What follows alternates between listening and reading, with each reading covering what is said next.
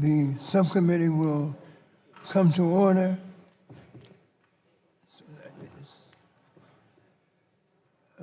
We will be meeting today to consider 10 energy bills.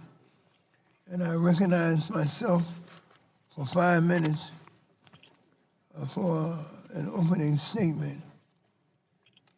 I'd like to welcome everyone to today's markup on 10 bills covering areas of energy efficiency, workforce development, and cyber security. Before we begin, I would like to commend all of the sponsors and co-sponsors for all of their hard work in introducing each of these bills. Most of the bills we will be considering today enjoy bipartisan support, and we would like to forward these bills to the full committee with full bipartisan support. And we want to continue to work with the minority to resolve any issues in hopes that we can come to a full agreement on each of these bills by the time we reach a full committee markup. I strongly believe that each of these bills that's before us this morning will help to strengthen the economy and combat climate change, while also putting consumers first by investing in a skilled, diverse energy workforce and protecting the nation's electric grid and pipeline infrastructure. On the energy efficiency side, we have bills that would reauthorize the Energy Efficiency and Conservation Block Grant Program and the Weatherization Assistance Program. Additionally, we will be marking up legislation to reauthorize grants for improving the energy efficiency of public buildings, as well as a bill that will establish a smart energy and water efficiency management program. In addition, we will mark up legislation that will establish an initiative to implement smart building technology in federal agencies while demonstrating policies and best practices for transitioning to smart buildings under the umbrella of DOE's Better Buildings Challenge. We will also be marking up my workforce bill, H.R. 1315, which will establish a comprehensive nationwide program to improve the education and training for underserved and underrepresented groups in order to increase the number of skilled workers trained to work in energy-related industries, including manufacturing, engineering, construction, and retrofitting jobs.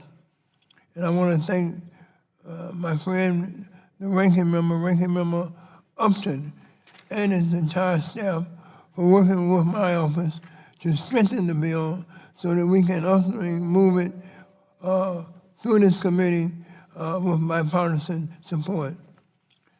Finally, we will be marking up a series of cybersecurity bills that all enjoy overwhelming bipartisan support.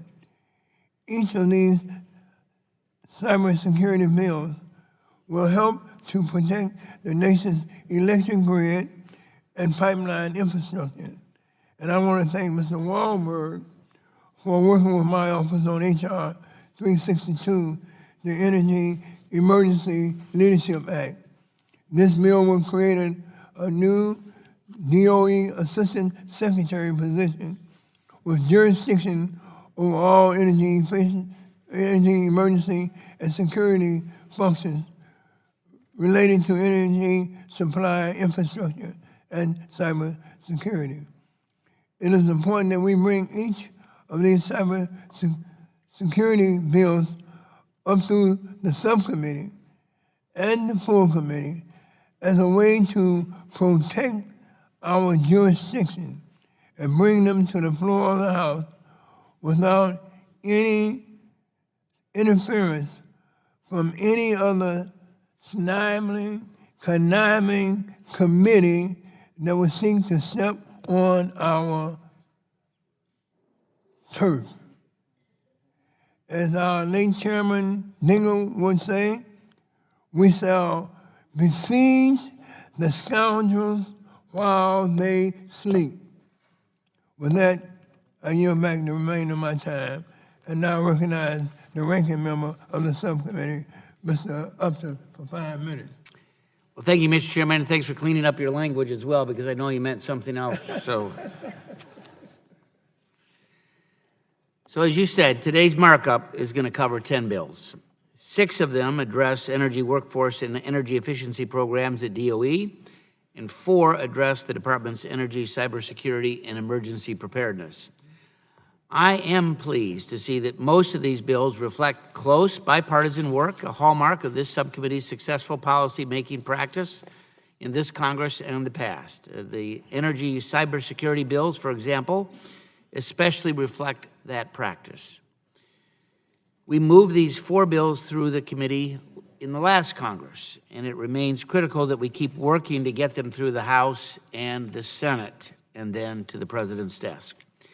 We all know cybersecurity threats to our energy infrastructure are real, and they, in fact, are growing. As Secretary Perry has noted, the nation's top 100 pipelines alone supply nearly 84% of the nation's energy. Pipelines represent a critical part of North America's energy backbone. That is why a coordinated government approach to ensuring the safe and reliable flow of energy across the nation, led by the DOE, is absolutely essential. H.R. 370, which I introduced with Mr. Loebsack, seeks to make sure that that's going to happen. DOE's cybersecurity and emergency functions would also be improved by H.R. 362, which you introduced with Mr. Wahlberg, which strengthens DOE's emergency response capabilities. The 2 bills authored by Mr. Latta and Mr. McNerney also provide important additional DOE authority to support the electricity sector. And as you know, Mr. Chairman, we've done a lot of bipartisan work on energy workforce development. I'm pleased to learn the report that our staffs have been working together to iron out policy differences on your bill, H.R. 1315, and I look forward to more progress on that front before the full committee markup. 2 other bipartisan bills from last Congress, H.R. 2665, the Smart Energy and Water Efficiency Act, and H.R. 2044, the Smart Building Acceleration Act, is going to save energy in public buildings and encourage the adoption of innovative technologies to conserve water in communities across the country. The remaining 3 bills, to my knowledge, have not yet received bipartisan input or careful oversight in review, and will thus, in my view, require more work. H.R. 2088 alone authorizes $3.5 billion per year in new energy efficiency grant authority to DOE, an amount that surpasses the one-time funding by the Obama administration in the Recovery Act way back when. That's a lot of potential spending, and however well-intentioned, it does raise a number of concerns about whether that's the best way to expand energy efficiency or alternative fuel projects in communities. We should have taken, I think, a little bit more time before moving to this markup today. Having said that, I'm hopeful that we can find common ground on revisions to these bills before we go to full committee markup. I'm certainly, as always, willing to work with you and ask only that you respect our concerns about creating outsized authorizations, which may have unintended side effects and may detract from approaches that produce more cost-effective results. If you remain open to our working together, there's much that we can accomplish to advance sound policies and protect the taxpayer interests. And with that, I yield back the balance of my time. Chair, thanks, the ranking member, and now recognizes Mr. Pallone, the chairman of the full committee, for 5 minutes.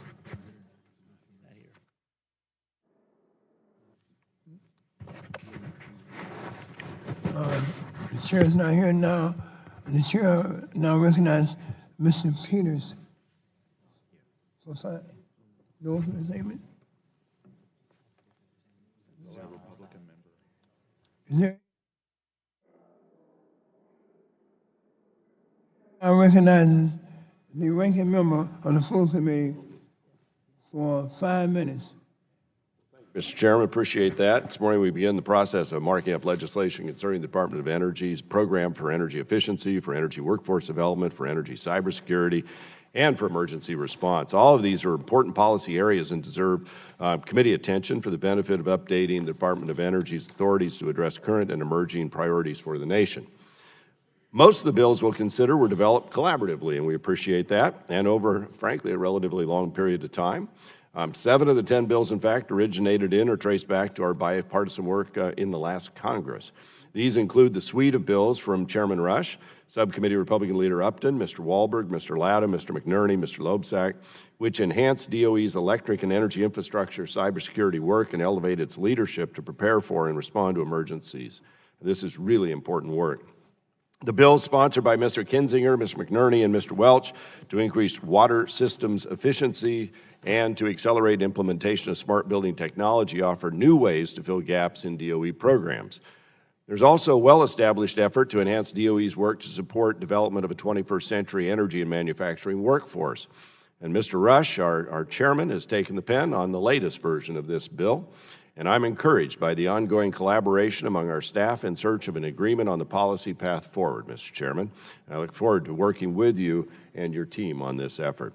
The common thread here is the bipartisan work on developing the policies reflected in the bills, which involve a careful look at what DOE priorities should be, at how to ensure these priorities are balanced against other agency missions. Over the last several years, in the committee's work on DOE modernization, we focused on returning the agency to its core missions to make sure the work it does actually achieves our policy goals. Whether cleaning up sites, protecting the Secretary's authority over nuclear weapons work, or streamlining decisions and enhancing capabilities to ensure a robust, safe, and secure future energy supply. It's all very important. Some of this work involves exploring ways to update decades-old policies to fit them to modern realities, or to see if there are more appropriate ways to expend taxpayer dollars. So our legislative efforts last year to upgrade the Strategic Petroleum Reserve reflect this thinking as well. Now, last week, Mr. Chairman, we heard from Secretary of Energy Perry about the amazing prospects of the agency's supercomputing capabilities and what that means for future energy security and improved health. Work like this at the department can challenge our assumptions about what's possible for future energy systems in America and, frankly, the world. And I think this fact should also encourage us to challenge our own assumptions about the policies we legislate in that space. Are there new and different ways to do what we've been doing? Are there better ways that help to unleash private innovation and private capital without burdening taxpayers? Are there better ways to expend taxpayer funds when the nation has limited federal resources? Well, next week, my majority colleagues plan a full committee hearing on various infrastructure spending across the committee's jurisdiction. A good portion of this involves energy-related infrastructure, including energy and efficiency programs like we're considering today. So we want to work together on this legislation. I hope we can move forward thoughtfully, explore all the options to ensure effective programs and reduce risk to taxpayers. These are well-meaning efforts to find future energy and efficiency solutions, but the ingredients for success will require we look closely at the proposals and at other options that may accomplish the same goals. We should not rush legislation that's not been carefully reviewed, and this principle applies to bills like the block grant bill we're reviewing today, as well as bills next week and in the future. So, Mr. Chairman, we have a lot of areas of mutual interest, and we can accomplish a lot if we take advantage of these bipartisan solutions and efforts. So, with that, Mr. Chairman, I yield back the balance of my time. The chair thanks the gentleman, and now the chair recognizes Mr. Pallone, the chairman of the full committee, for 5 minutes for an opening statement. Thank you, Chairman Rush. Today, the subcommittee will mark up 10 bills that will make our country's energy infrastructure more efficient, help develop a diverse energy workforce, and enhance the security of our nation's energy infrastructure. Making the homes and buildings in our communities more energy efficient is incredibly important for several reasons. Efficiency work supports thousands of good-paying jobs at small businesses in every state. Moreover, weatherizing homes and greening our public buildings saves money and helps address climate change by reducing the amount of greenhouse gas pollution emitted into the air. To support these goals, the subcommittee is considering 5 bills to increase energy efficiency in communities around the country. The subcommittee will review 2 bills reauthorizing grant programs to assist states and local governments in making public infrastructure more energy efficient. Representatives Stanton and Veazey have introduced H.R. 2088, which reauthorizes and increases funding for the Energy Efficiency and Conservation Block Grant Program. This program provides funds to local communities for projects that conserve energy and reduce greenhouse gas pollution. When it was last funded in 2009, communities used the resources to purchase, among other things, zero-emission fleet vehicles, install LED streetlights, and invest in renewable energy resources. We'll also mark up H.R. 2119, introduced by Representative Kelly, which reauthorizes and increases funding for the Department of Energy grants to improve the efficiency of public buildings, which can save money for local communities and reduce carbon emissions.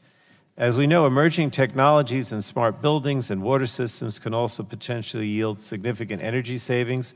Representatives McNerney, Welch, and Kinzinger have bills before us today that focus on technology as a driver for increased energy efficiency, and I support their bipartisan efforts. DOE's Weatherization Assistance Program saves consumers money on their energy bills and creates thousands of local jobs in communities across the country. H.R. 2041, introduced by Representative Tonko, Chairman Rush, and Representative Capter, increases funding for the Weatherization Assistance Program to $350 million annually and modernizes the program.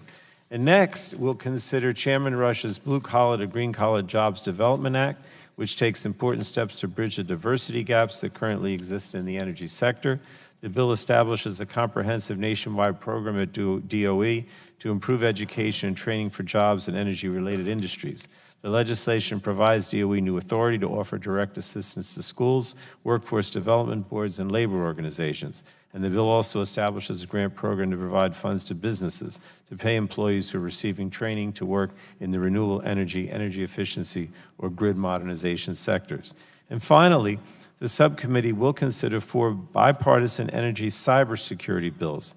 That's Representatives Latta and McNerney's bill, H.R. 360, the Cyber Sense Act of 2019, which requires the Secretary to establish a voluntary program to identify cyber-secure products that could be used in the bulk power system. Mr. McNerney and Mr. Latta also introduced H.R. 359, the Enhancing Grid Security Through Public-Private Partnerships Act, which directs the Secretary of Energy to create and implement a program to enhance the physical and cybersecurity of electric utilities. And then we have H.R. 362, the Energy Emergency Leadership Act, sponsored by Chairman Rush and Representative Wahlberg, which creates a new DOE Assistant Secretary position with jurisdiction over all energy, emergency, and security functions related to energy supply, infrastructure, and cybersecurity.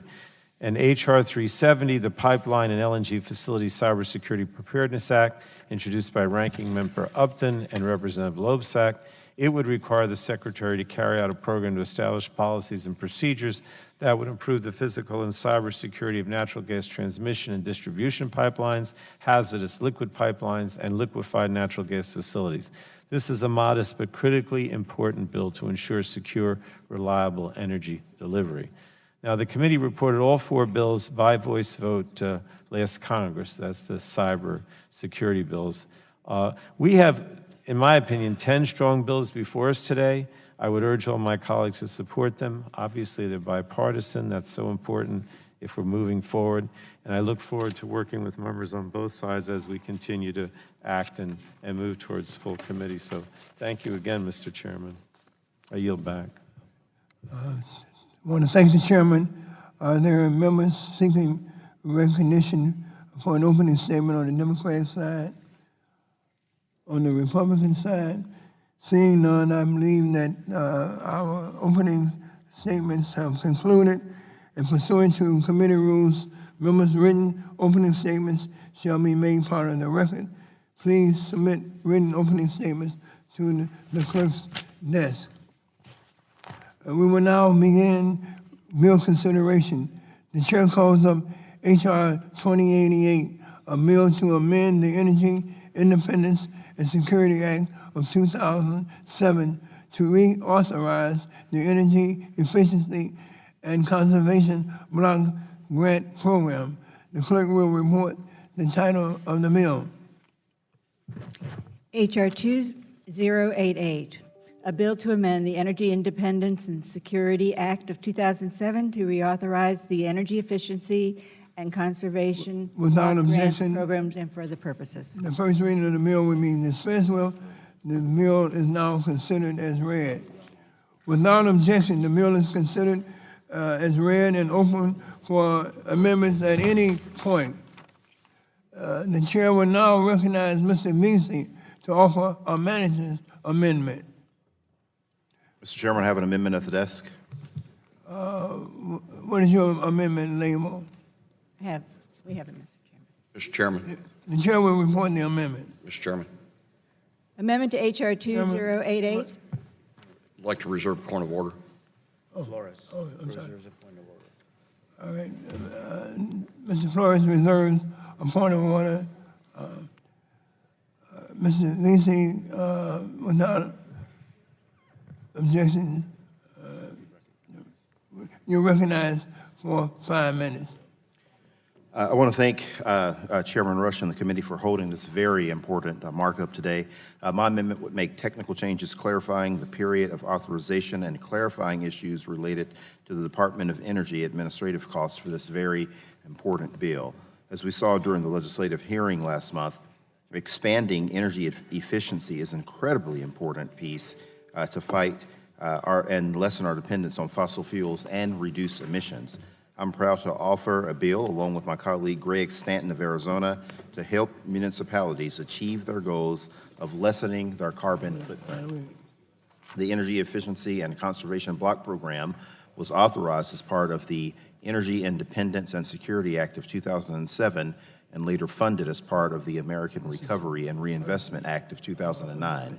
The program, which my legislation would reauthorize, provided grants and technical assistance to local governments, states, and territories to support a wide variety of energy efficiency and renewable energy activities. These included energy audits, deployment of energy-efficient technologies, and anti-vehicle idling initiatives. In the district that I represent in the city of Dallas, they were able to use grant money to finance energy efficiency improvements of 248 city-owned buildings, totaling 3.3 million square feet. This resulted in more than $1 million a year in lowered energy costs for the city.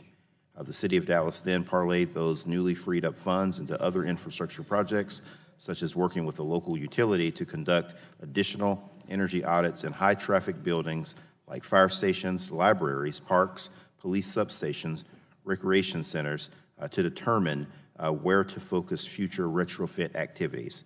I'm very proud of the North Texas community and Dallas. And again, these stories were not just unique to North Texas and cities like Dallas. According to a study by the Oak Ridge National Laboratory, the program's activities generated thousands of kilowatts from on-site renewable projects, produced a net total job gain of 62,000 job years, and avoided 25.7 million metric tons worth of carbon from being emitted due to energy savings and renewable generation. The bipartisan appeal of the ECBG program has been clear since its inception when it was first authorized in 2007 under the Bush administration and later funded in 2009 under the Obama administrations. I have received letters of support from both Democratic and Republican mayors in Texas. Mayors and municipality seats run nonpartisan in the state of Texas, but people are Democrats or Republicans. Like Mayor Mike Rollins is a Democrat, but Jeff Williams over in Arlington, Texas, who's also very supportive of this, is a Republican. As my colleagues can see, this bill has garnered support from across the political spectrum, and I hope y'all will join me in advancing it today. Mr. Chairman, I reserve the balance of my time. Thank you.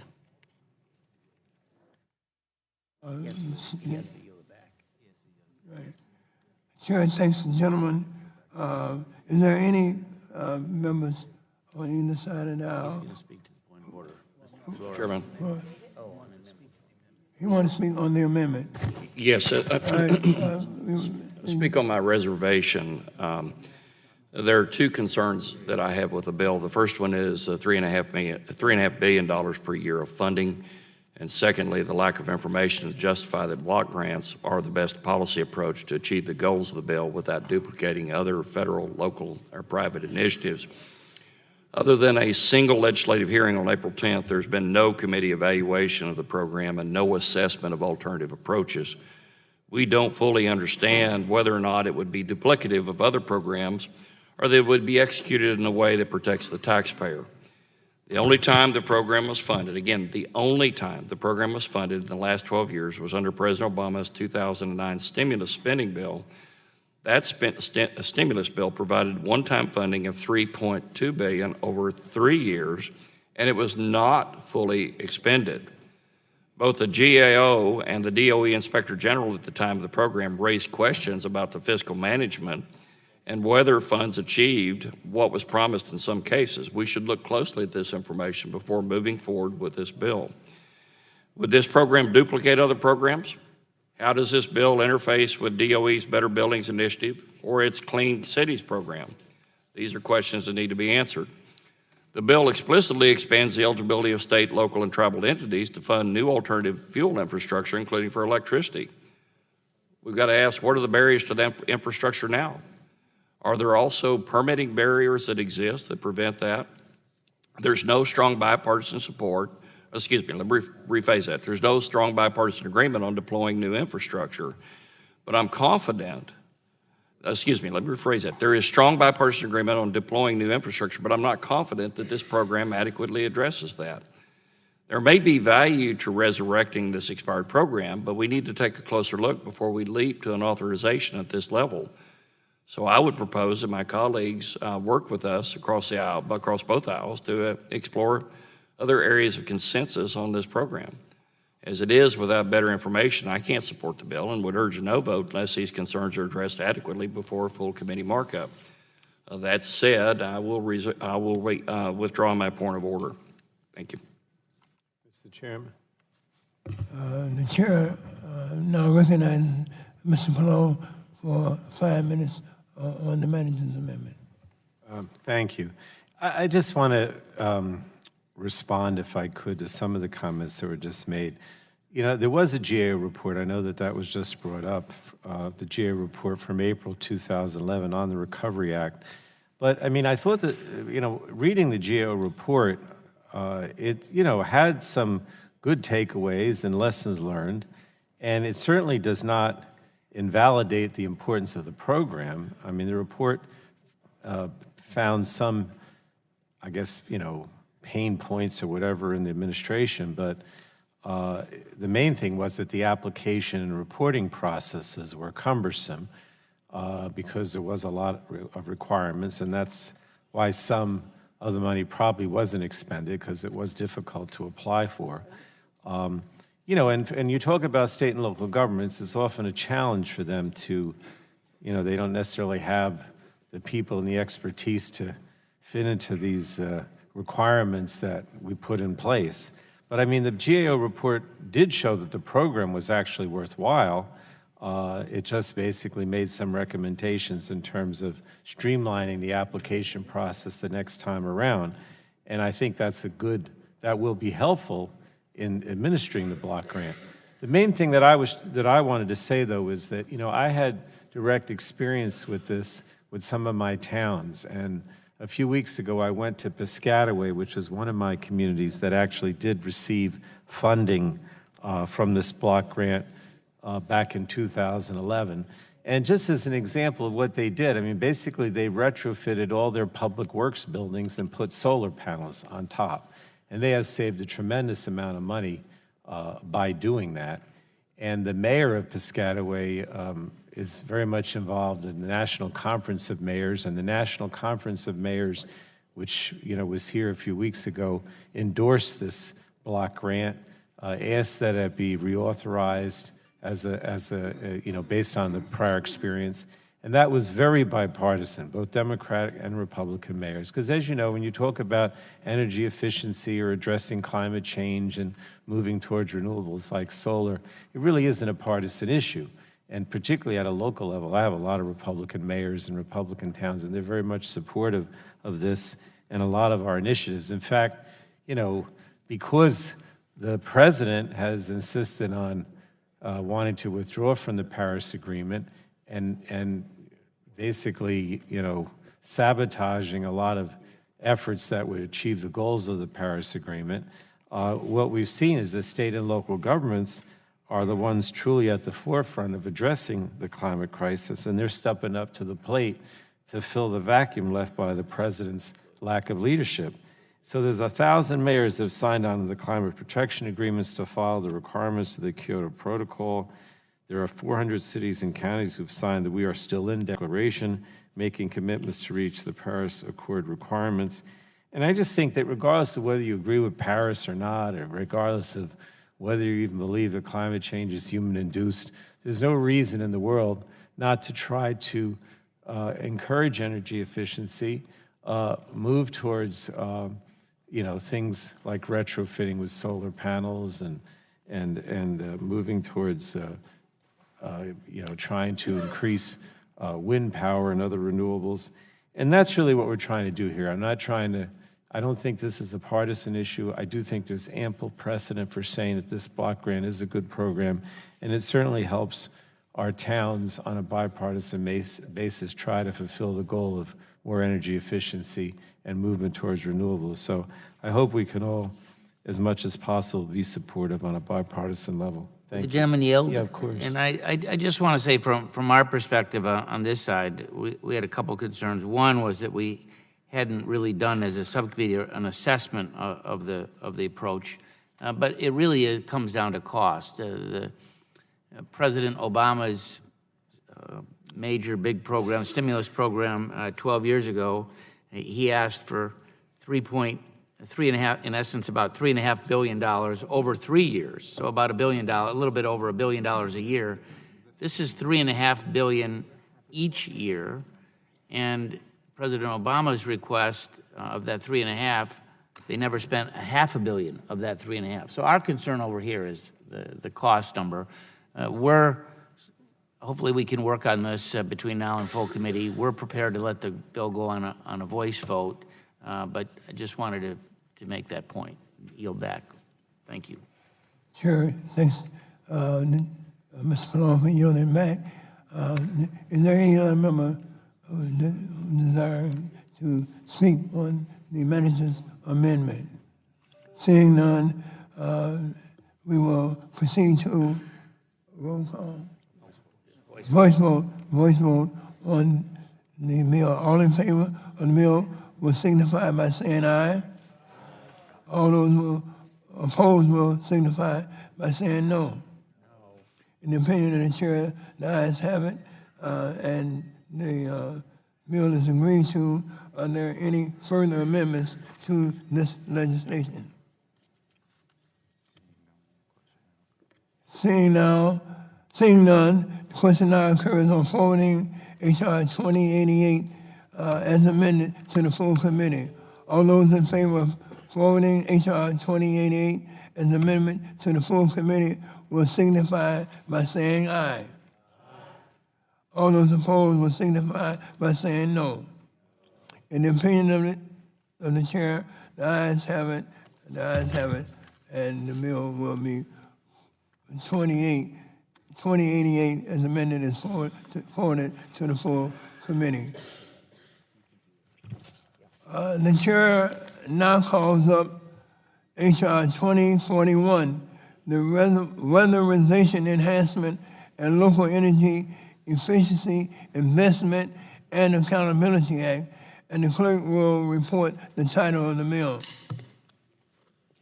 H.R. 2041, to reauthorize the Weatherization Assistance Program and for other purposes. Without objection, the first reading of the bill will be dispensed with. The bill is now considered as read. Without objection, the bill is considered as read and open for amendment at any point. Are there any members seeking to speak on the underlying bill?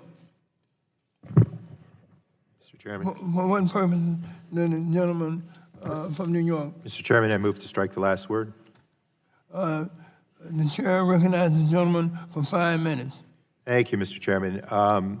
We thank you for holding today's markup. In 2041, reauthorizes and modernizes the DOE Weatherization Assistance Program. For over 40 years, this program has helped more than 7.4 million low-income households make their homes safer, healthier, and certainly more energy efficient. We all know the importance of energy efficiency, and the investments can pay for themselves over time. This program recognizes, however, that low-income households cannot afford those upfront costs. So it enables them to improve their outcome and get the assistance up front. WAP makes small but meaningful investments to get these homes in better condition. I believe it's the Department of Energy's estimate that an average annual cost savings per household is at around $283. The program works according to a review by Oak Ridge National Lab. Each weatherization program dollar delivers $4.50 in benefits, including energy savings and improved health and safety. The program was reauthorized back in 2007 with bipartisan support. It expired in 2012 with a funding level of some $1.4 billion. In reality, we've never been anywhere close to sustained funding at those levels. This bill right-sizes the authorization at $350 million through 2024. The bill also makes it easier to incorporate advanced technologies and new materials in weatherization services. It would allow homes to be re-weatherized after 15 years and establishes a small set-aside for a competitive grant program that would encourage greater innovation in weatherization services, along with a few other changes based on extensive stakeholder feedback. All existing Weatherization Assistance Program grantees and subgrantees, as well as other nonprofits, would be eligible to compete for that funding. We have a responsibility, I believe, to re-examine expired authorizations under our jurisdiction. And the evidence is clear that this program is successful, but it can also be modernized in small ways to ensure weatherization is keeping up with technology development and utilizing the latest techniques and best practices. And hopefully these changes will spur even more innovation in weatherization delivery. For the past few months, we have been discussing what types of clean energy bills we can all come together to support. This is a great place to start. I believe it promotes efficiency and has a proven track record of helping the most vulnerable Americans, all while incorporating the latest techniques and best practices. So I hope my colleagues will support this bill. And with that, Mr. Chair, I yield back. The gentleman yields back. Are there any other members seeking recognition? Mr. Chairman, ask to strike the last word. The chair now recognizes the gentleman, the ranking member, Mr. Upton, for 5 minutes. So, Mr. Chairman, like the last program, energy efficiency and conservation block grant reauthorizations, I think most of us, certainly I have, a long record in support of weatherization assistance program through LIHEAP. And we've had a number of votes almost every year on the House floor, and it has been a bipartisan proposal with industry and others, particularly the most vulnerable, that have supported that. Our concern, again, on this side, and tend to see this likely passed by voice vote as well here in the subcommittee, is the additional cost. It's my understanding that it's about a $100 million increase in spending for the program. So it goes up almost a third over what it was before. So if you take this with the other authorizations, we're looking at about a $4 billion increase in new authorizations for DOE. Fully funded, that's going to more than double the Office of Energy Efficiency program. So I think that's what we're concerned about. I don't think we should lose sight of the important energy security, cyber security work that the department has to do to protect all Americans, and we do want those programs in place to distract from that important work. So with that, I would just, again, raise the question of the increased authorization level and yield back. The gentleman yields back. Is there any other members seeking recognition? The chair recognizes himself for 5 minutes. As a co-sponsor to H.R. 2041, I strongly support this bill. And I want to thank Mr. Taco for his hard work and leadership on this important piece of legislation. As we have discussed previously, the bill will reauthorize DOE Weatherization Assistance Program at $350 million per year from 2020 to 2024. The bill will also establish a competitive grant program to support innovation in weatherization assistance. We all know that the return on investment with this program is overwhelming. According to DOE, for every $1 invested in weatherization, $1.72 is generated in energy benefits, and another $2.78 is generated in non-energy benefits. My own constituents in the great city of Chicago, the Windy City, rely heavily on assistance from this program. And according to DOE, the average household saves $283 or more every year through weatherization upgrades. The Weatherization Assistance Program supports over 8,500 jobs and provides weatherization services to approximately 35,000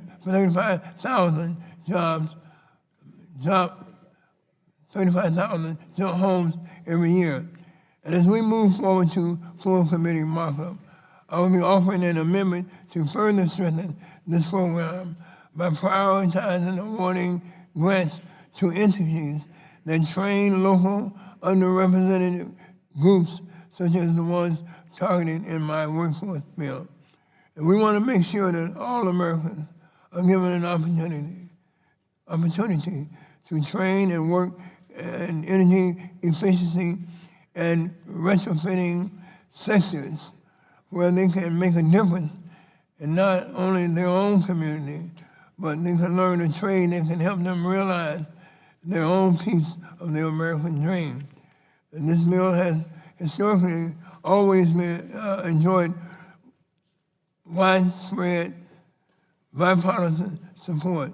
So I urge all of my colleagues to support this bill. With that, I yield back the balance of my time.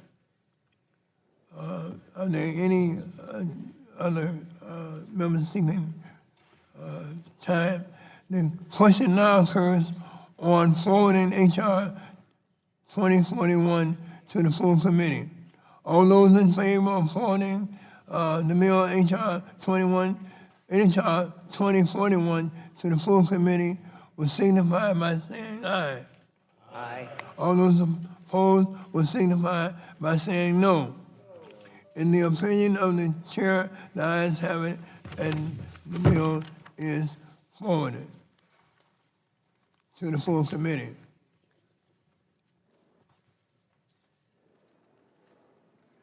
The chair now calls up H.R. 2119, a bill to amend the Energy Policy Act of 2000 to reauthorize grants for improving energy efficiency of public buildings, and the clerk will report the title of the bill. H.R. 2119, a bill to amend the Energy Policy Act of 2005 to reauthorize grants for improving the energy efficiency of public buildings and for other purposes. Without objection, the first reading of the bill is dispensed with. The bill is now considered as read. The chair now recognizes my colleague from the great city of Chicago, Ms. Kelly, for 5 minutes on the bill. Mr. Chairman, I move to strike the last word. My bill, H.R. 2119, before the subcommittee today is an important but small step in our overall efforts to reduce energy utilization, protect our planet, and save taxpayer dollars. This bill does all three things in a simple, common-sense way that will help make the federal government a leader in green building technologies and application. As we work to combat climate change, reduce the dangerous amount of carbon dioxide in our air, and protect our kids from asthma and other environmentally caused health complications, the government should lead the way with energy-efficient buildings.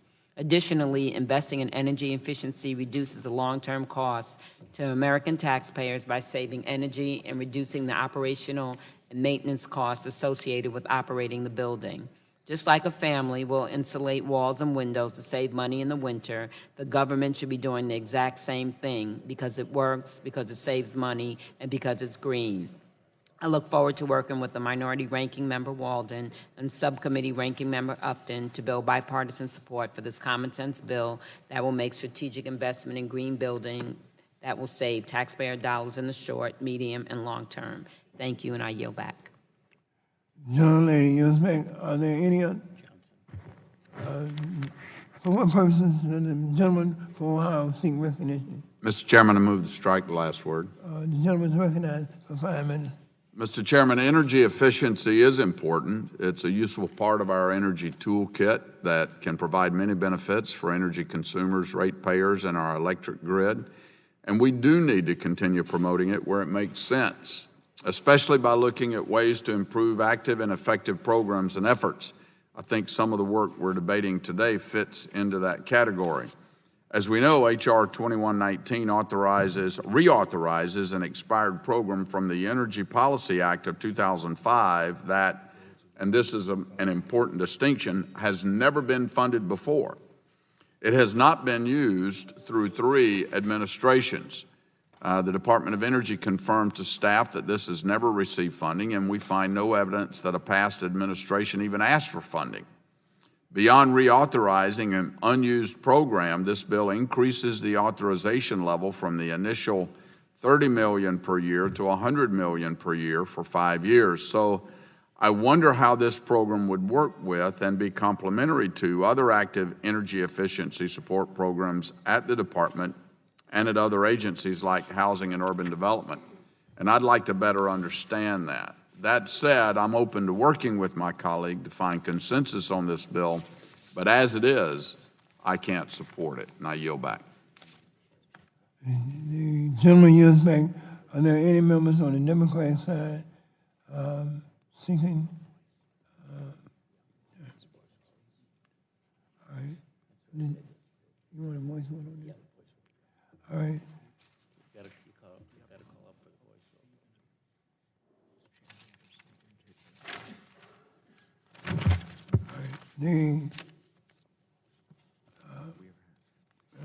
I want to just tell the gentleman from Ohio that we are really will enjoy working with you and with the ranking member and all of our Republican colleagues to reach agreement on funding levels for this bill and H.R. 2088 before the full committee markup consideration. So we're happy to work with you. If the gentleman will yield, I welcome that work and look forward to it. And thank you for that commitment. Yield back. Thank the gentleman for yielding back. Then the chair, we have before us now a vote on the bill. Are there?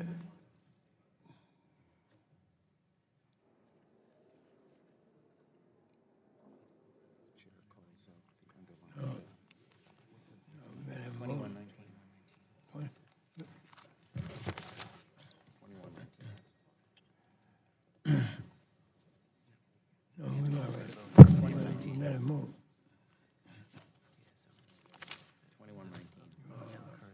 All right.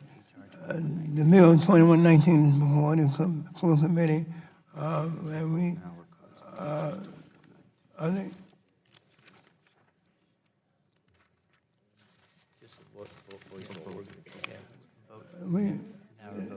now we will vote on the bill 2119. All right, all in favor, say aye. Aye. Opposed? No? The ayes have it, the ayes have it. The bill will be forwarded to the full committee.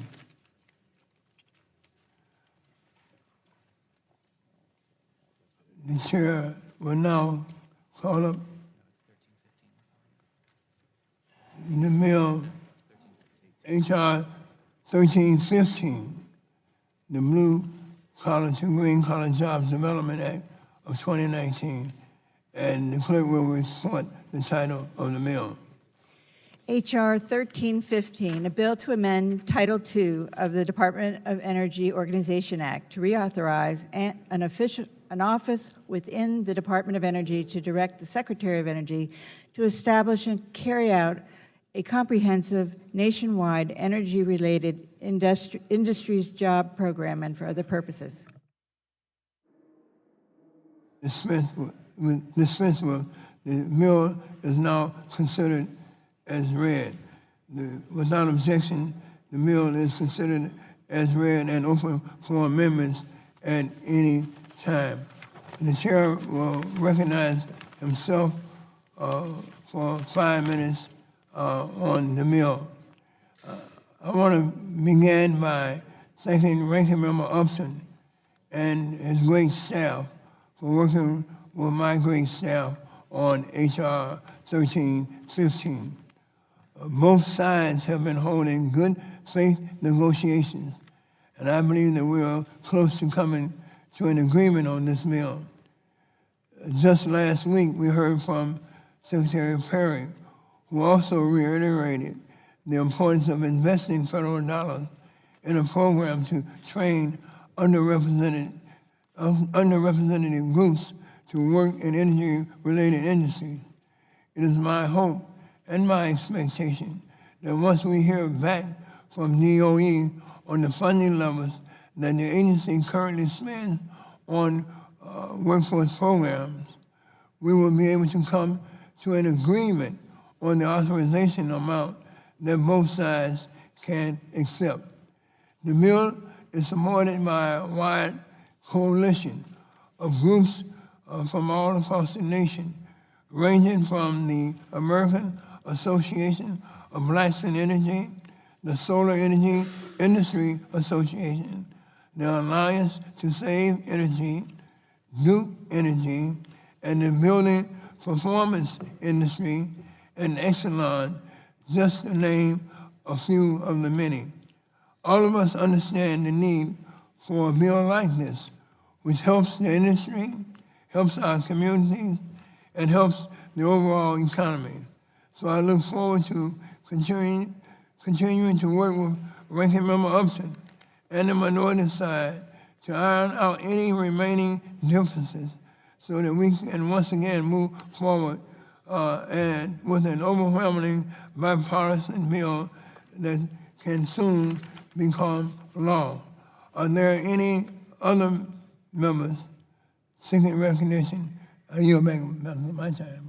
Mr. Chairman, if you strike the last word, I just might say that as I've known you for a lot of years, you are known for this issue.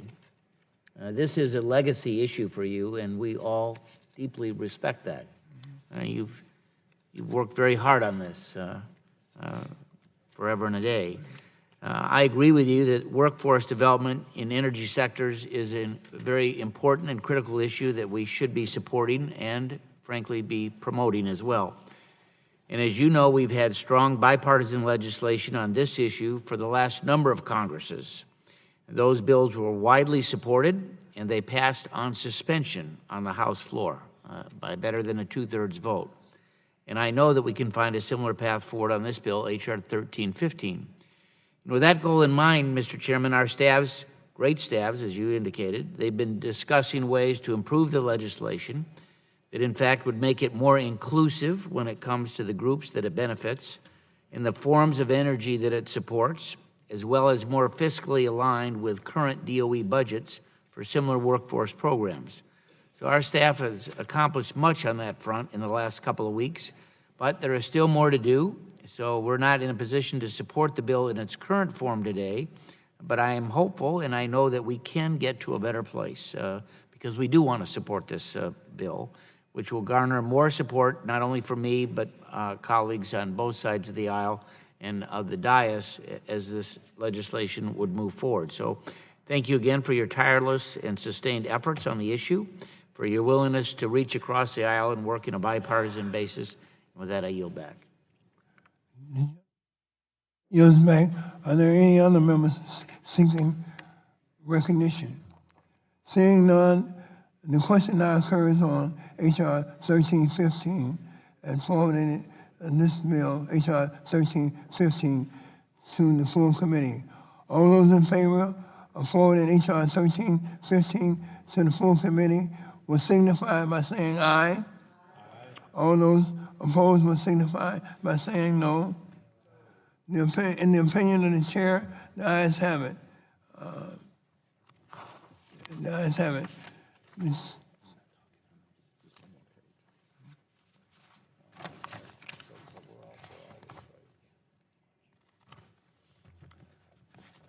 H.R. 1315 is now forwarded to the full committee.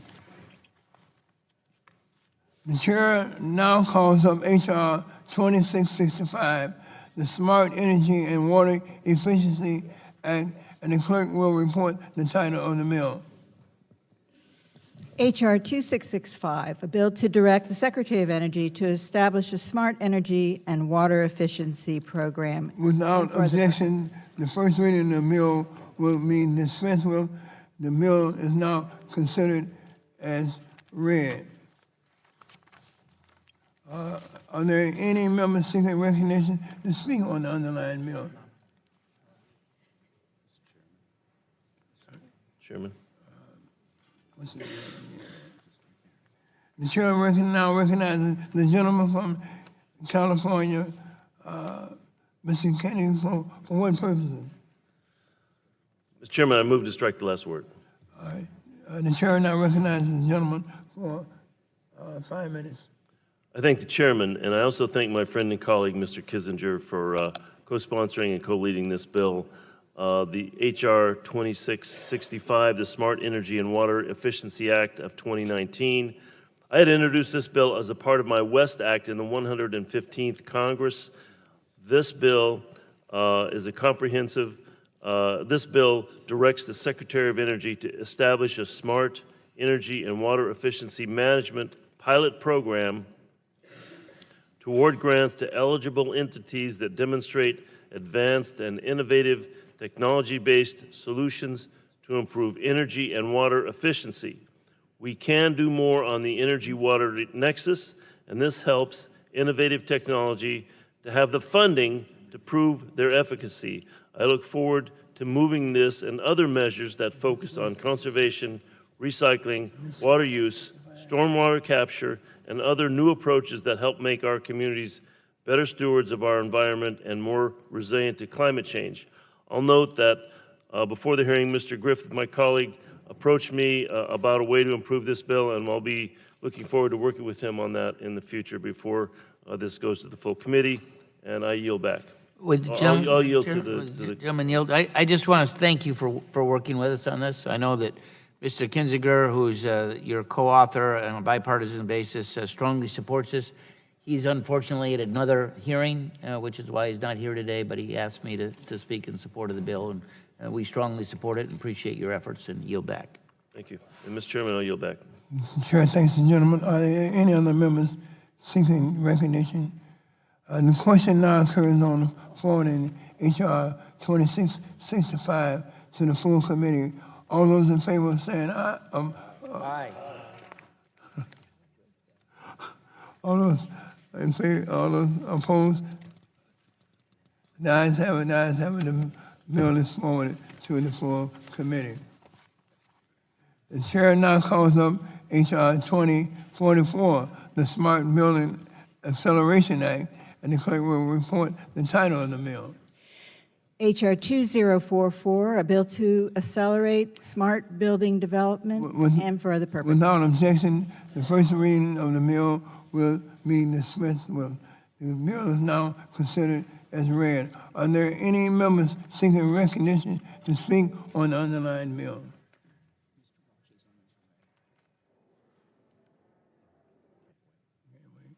All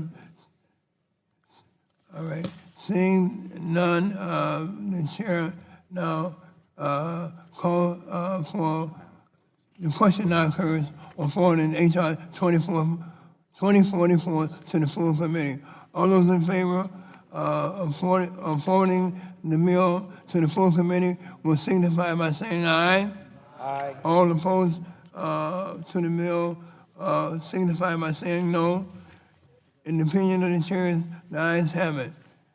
The chair now calls up H.R. 359, the Enhancing Grid Security through Public-Private Partnership Acts, and the clerk will report the title of the bill. H.R. 359, a bill to provide for certain programs and developments in the Department of Energy concerning the cybersecurity and vulnerability of and physical threats to the electric grid and for other purposes. Without objections, the first reading of the bill will be dismissed with. The bill is now considered as read. Without objection, the bill is considered as read and open for amendments at any time. Are there any members seeking recognition to speak on the underlying bill? Mr. Chairman. All right. For what purposes does the gentleman from California seek recognition? Mr. Chairman, I move to strike the last word. All right, the gentleman is recognized for 5 minutes. Thank you, Mr. Chairman. I want to thank my good friend, Mr. Latta, for co-sponsoring this bill, which creates a program to enhance physical and cyber security of electric utilities through accessing security vulnerabilities, increased cybersecurity training, and data collection. It would also require the interrupt cost estimate calculator, which is used to calculate the return on investment on utility investments, to be updated at least every 2 years to ensure accurate calculations. As co-chairs of the Grid Innovation Caucus, Congressman Latta and I are focused on providing a forum that advocates for grid investment and examines the risks and opportunities with the grid. I'm more than delighted to invite members of this committee and other interested stakeholders to our Grid Innovation and Infrastructure Expo this upcoming Tuesday, May 21st in the Rayburn Foyer from 10 a.m. to 2 p.m. It is a wide variety of electric companies and manufacturers that are deploying smart energy infrastructure, such as energy storage, microgrids, and advanced metering infrastructure. Please join us, and I will yield back. The gentleman yields back. Are there any other? Mr. Chairman. For what purpose is the gentleman from Ohio? Well, thank you, Mr. Chairman. Move to strike the last word. Gentleman is recognized for 5 minutes. Thank you much, Mr. Chairman. I rise in support of H.R. 359, bill sponsored by my friend, the gentleman from California, Mr. McNerney, enhancing grid security through Public-Private Partnerships Act. As co-chairs of the Grid Innovation Caucus, we have partnered to provide a forum for discussing solutions to the many challenges facing the grid and to educate members of Congress and staff about the importance of the grid with relation to the economy, energy security, and advanced technologies being utilized to enhance grid capabilities. This legislation would direct DOE to facilitate and encourage public-private partnerships in order to improve cybersecurity of electric utilities. This bill will foster a collaborative relationship between DOE and the utilities to ensure that our grid becomes increasingly resilient in the face of cyber attacks. This legislation is important because as technology continues to advance, new risks emerge and vulnerabilities are exposed. We continue to read about attempts by foreign actors to infiltrate our nation's energy systems, and this legislation is another step forward toward mitigation and protection of our energy infrastructure. I'm proud of our bipartisan work on this legislation, Mr. Chairman. I thank my friend from California, and I yield back the balance of my time. Gentleman yields back. Is there any other member? The chair, for what purposes does the chair of the full committee, Mr. Palone? Strike the last word in support of the next 4 bills, actually. The chair recognizes the gentleman for 5 minutes.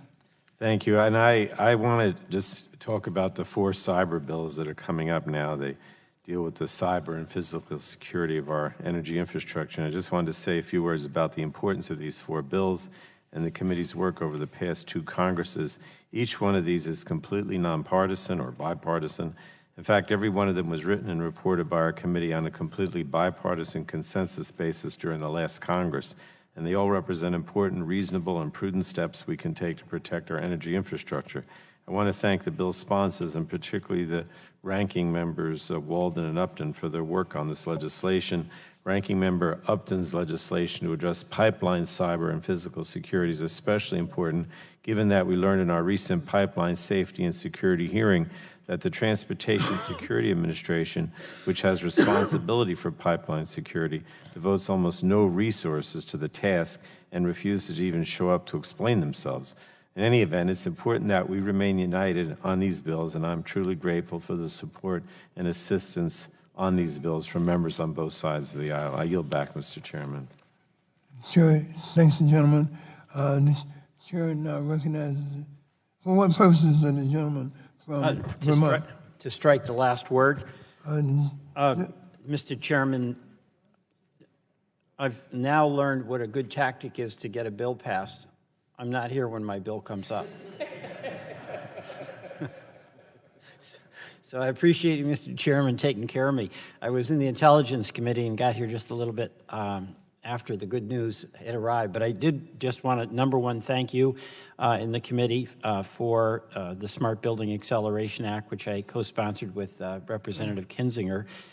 Thank the committee, and I'll look forward to working with the subcommittee and the whole committee to have that passed. But thanks so much for your aggressive work on energy efficiency, Mr. Chairman. Well, Chair, thanks, gentlemen, and I didn't know what you were going to say. I thought you wanted us to reconsider passing the bill. I'm slow, but not stupid. All right. The question now occurs on forwarding H.R. 359 to the full committee. All those in favor of forwarding the bill H.R. 359 to the full committee will signify by saying aye. Aye. All those opposed will signify by saying no. In the opinion of the chair, the ayes have it, and H.R. 359 is forwarded to the full committee.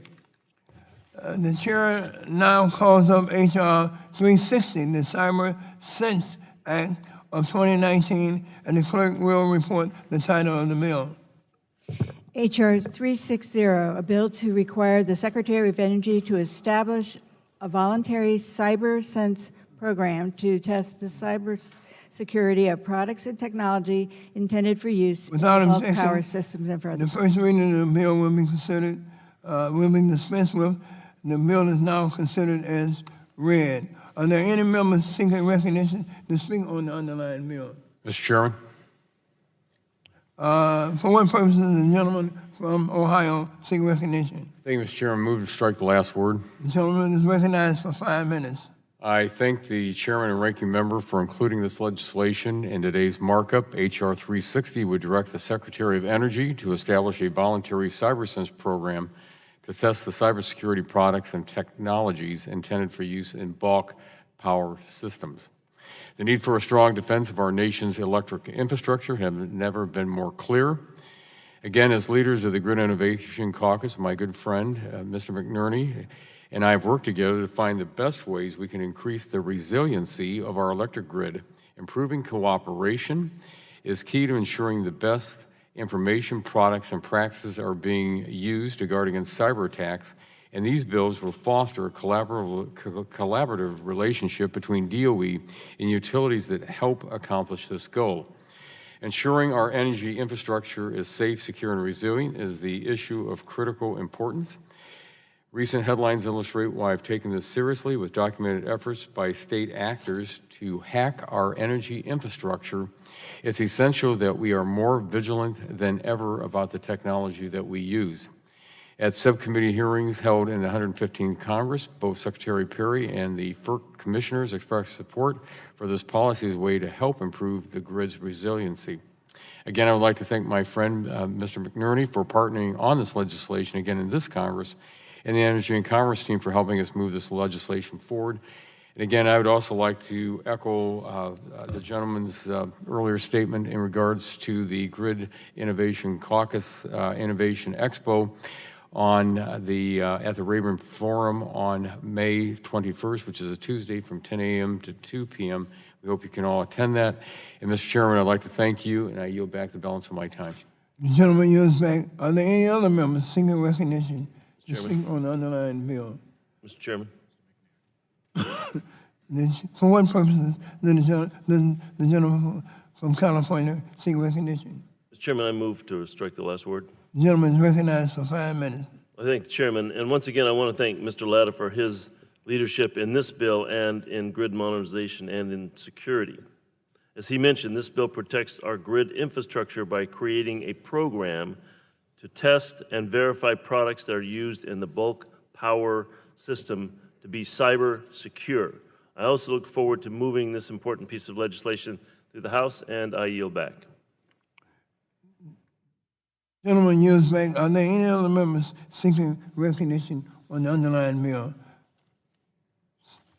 The question now occurs on forwarding H.R. 360 to the full committee. All those in favor of forwarding the bill H.R. 360 to the full committee will signify by saying aye. Aye. All those opposed by saying no. In the opinion of the chairs, the ayes have it. The ayes have it, and the H.R. 360 is forwarded to the full committee. The chair now calls up H.R. 362, the Energy Emergency Leadership Act, and the clerk will report the title of the bill.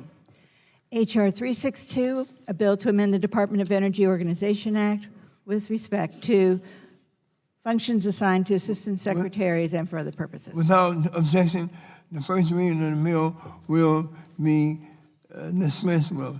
The bill is now considered as read.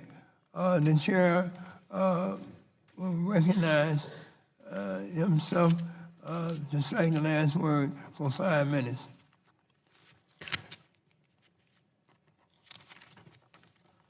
As we call up these cyber security bills, I just want to take a moment to remind my colleagues that the purpose of bringing up these bills today is to exercise our committee's jurisdiction in order to protect it from other committees that are seeking to encroach on our territory. Each of these bills are bipartisan, and they will help secure and protect our nation's electric grid and pipeline infrastructure. As I mentioned in my opening statements, I want to commend Mr. Wahlberg for working with my office on H.R. 362, the Energy Emergency Leadership Act.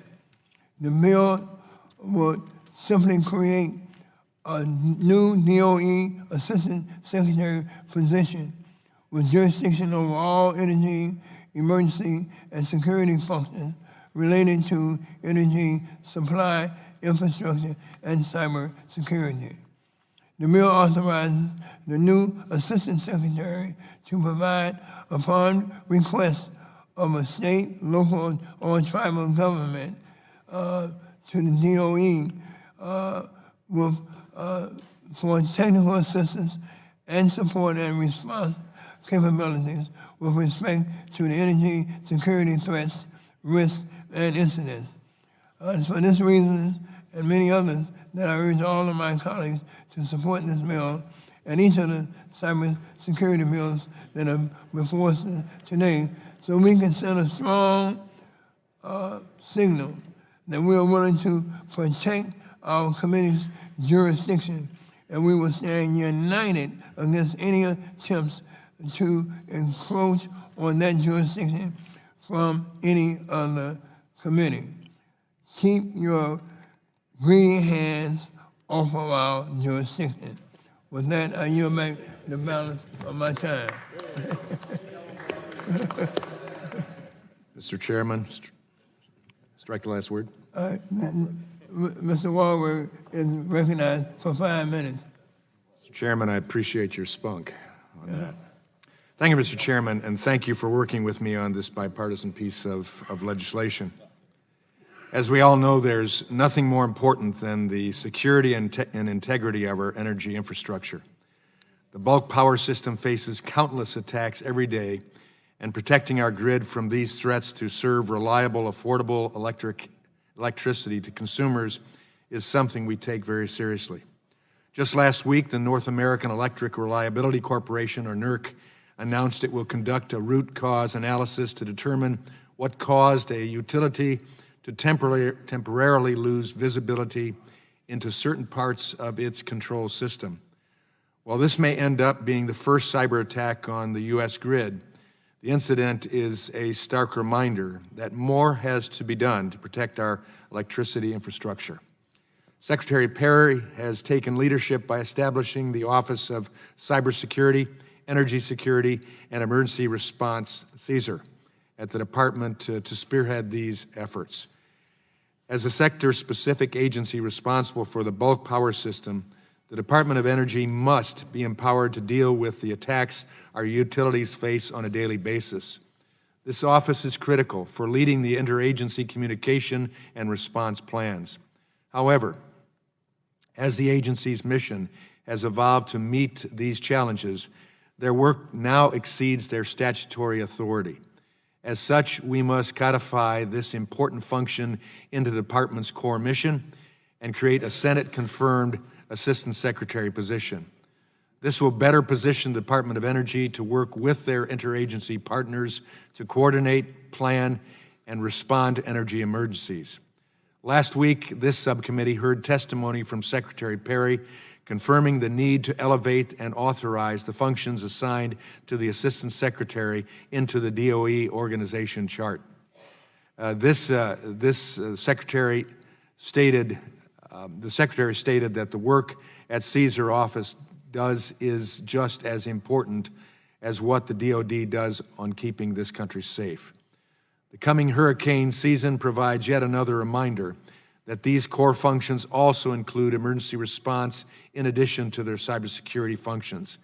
These functions are critical to making sure we get our energy systems back online after an emergency situation. I want to thank Chairman Rush for working on this legislation with me, and I look forward to working with my colleagues to resolve the remaining jurisdictional hurdles to enacting this bill into law. I urge my colleagues to vote yes, and I yield back.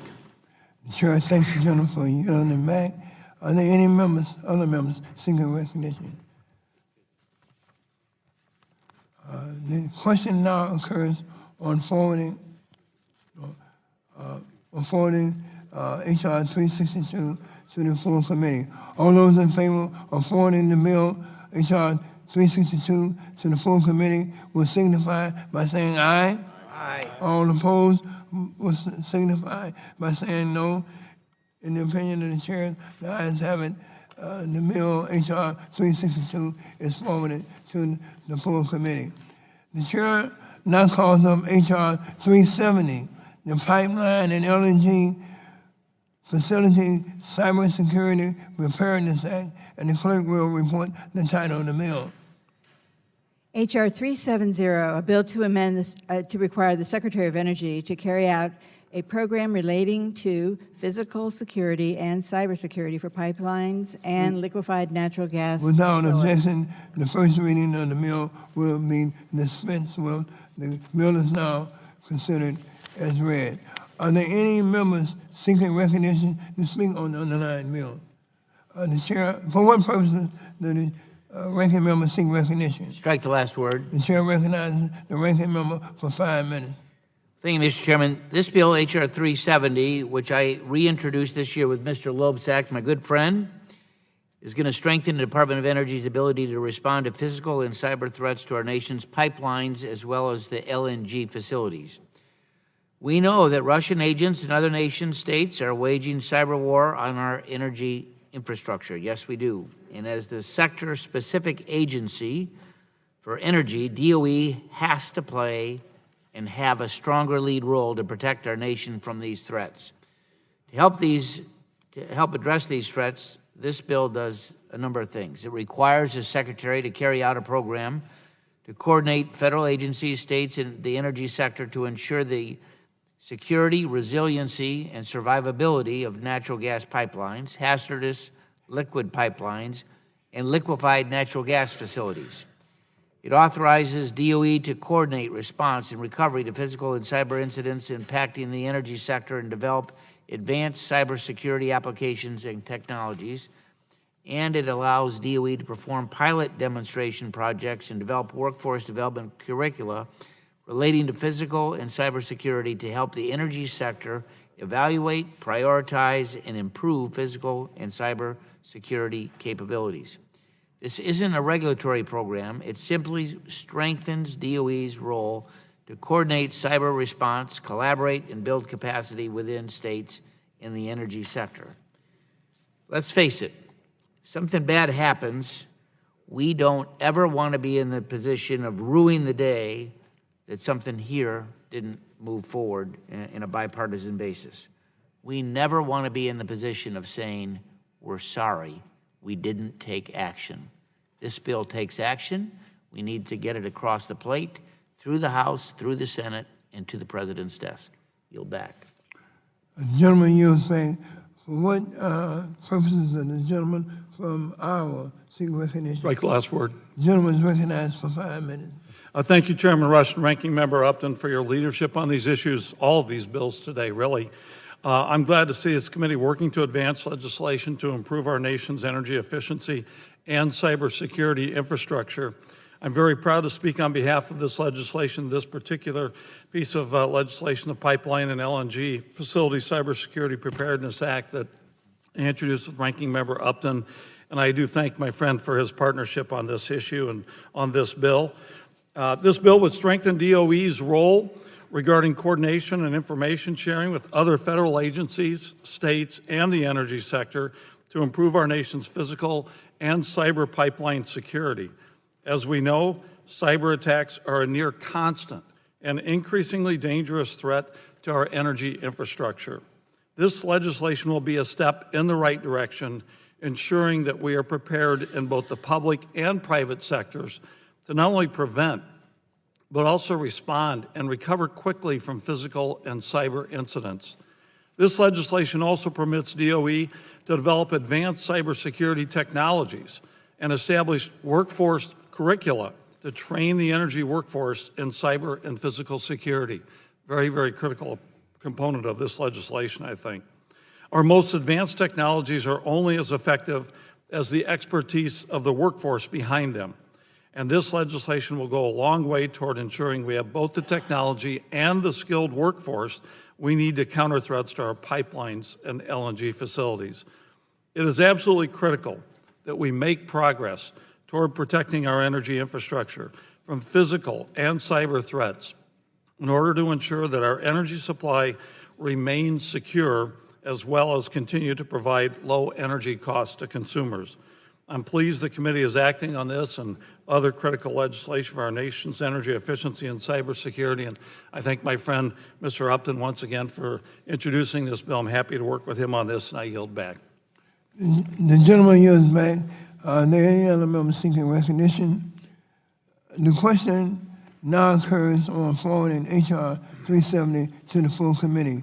All those in favor of forwarding the bill H.R. 370 to the full committee will signify by saying aye. All opposed will signify by saying no. In the opinion of the chair, the ayes have it. H.R. 370 is forwarded to the full committee. Without objection, the staff is authorized to make technical and conforming changes to the bills consistent with the actions taken by the committee today. And the committee now stands adjourned under the Rodney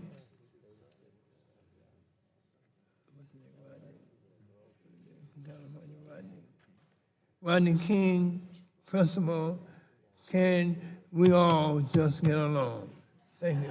All right, good work. Is that it? Good work, my man. We gotta gavel. We said we gotta gavel. All right. Yeah, I lost it.